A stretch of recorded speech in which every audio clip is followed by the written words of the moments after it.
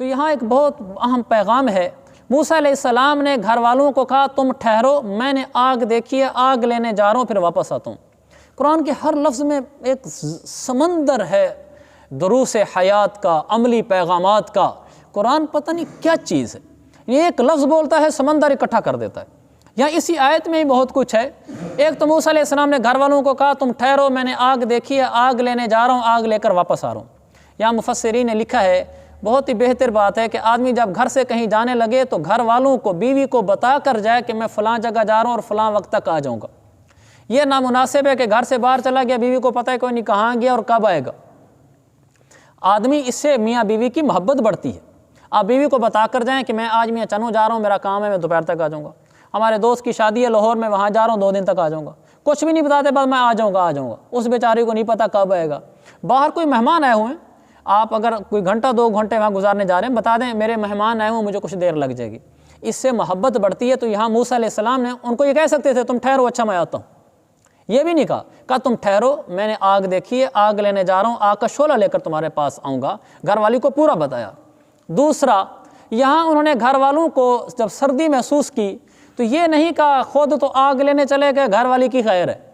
کہا نہیں، میں نے آگ دیکھی ہے، میں جاتا ہوں، یعنی خود بھی آگ تاپ لوں گا اور تمہارے لیے بھی آگ لے آؤں گا۔ آتیکم منہا بقابس، تمہارے لیے بھی آگ لے آؤں گا۔ معلوم ہوا کہ گھر والی اگر کسی تکلیف پریشانی میں ہو تو اس کی تکلیف کا ازالہ کرنا چاہیے۔ یہ نہیں کہ جا اپنے بھائیوں سے کہے، جا اپنے باپ سے کہے، وہ کس لیے ہیں، میں نے ٹھیکہ اٹھایا ہر بات کا، وہ کون سا میری بہن کو پوچھتے ہیں۔ یہ بھی وٹا سٹا بھی کوئی نیا ٹاپک چھیڑ پڑے گا۔ ہمارے کوئی عجیب ہے، ایک بیچاری کا قصور نہیں ہوتا، دوسری رگڑے میں ہوتی ہے۔ یعنی یہ میاں بیوی ٹھیک بیٹھے ہیں، میرا مسئلہ گروٹا سٹا ہے، میری بہن کو اس نے تھپڑ مار دیا ہے، مجھے فون ٹھک آئے گا میرے باپ کا، میرے بھائی کا، میرے بہن کا، اس کو ادھر تھپڑ مار۔ انا للہ و انا الیہ، کیسا ظلم ہے، اس بیچاری کا کیا قصور ہے؟ لیکن ایسی کی تیسی کر دیتے ہیں، جیسی کی ویسی کر دیتے ہیں۔ یہاں ایسے نہیں ہے، آپ اپنی بیوی کو راحت پہنچائیں، اس کو تکلیف نہ پہنچائیں۔ انہوں نے بیوی کو راحت پہنچائی ہے کہ اس کے لیے آگ لینے کے لیے چلے گئے۔ تیسرا درد ذہ ہے، تو درد ذہ کے وقت موسیٰ علیہ السلام خود انتظام کرتے پھر رہے ہیں کہ میں آگ بھی لے آؤں، اور تاکہ آگ پہنچ جائے گی، اس کی سردی بھی دور ہوگی، اور اگر ولادت ہوگی تو کچھ انتظام ہو سکے گا، آگ ہے اس کو راحت ہوگی ولادت میں۔ اور ہمارے ہاں کیا ہے، جب بچہ پیدا ہونے کا وقت ہے تو ماں باپ کے گھر بھیج دیتے ہیں۔ یہ تو میرے کو یہاں بعض جگہ رواج بھی ہے، پہلا بچہ ماں باپ کے ذمہ۔ یہ کیسی عجیب بات ہے بھائی، بیوی آپ کی ہے، ذمہ اس کے ہے، گھر والی آپ کی ہے، خرچہ اس کے ذمہ ہے۔ یہ عجیب بات ہے، وہ پورا سال آپ کی بیوی رہی، جب اس پر خرچہ پڑنے لگا، تکلیف میں آنے لگی، چل جا ماں کے پاس اور باپ کے پاس اور بھائیوں کے پاس۔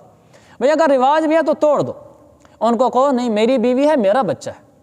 شادی کرنے کا مطلب یہ ہے کہ اب یہ میرے ذمہ ہو گئی، اب اس کے بچے میرے بچے ہو گئے، تو اس کا خرچہ تم برداشت کرو۔ رواج بھی ہے تو توڑ دو اس کو۔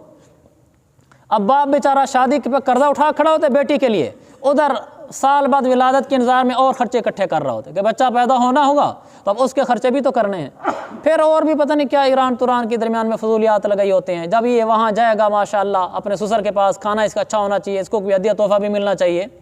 اپنی بیوی کا علاج خود کرانا چاہیے، اپنی بیوی اور اپنے بچوں کی نگہبانی، نگرانی، کفالت سب خود کرنی چاہیے، دوسرے کے سر پہ نہیں ڈالنی چاہیے۔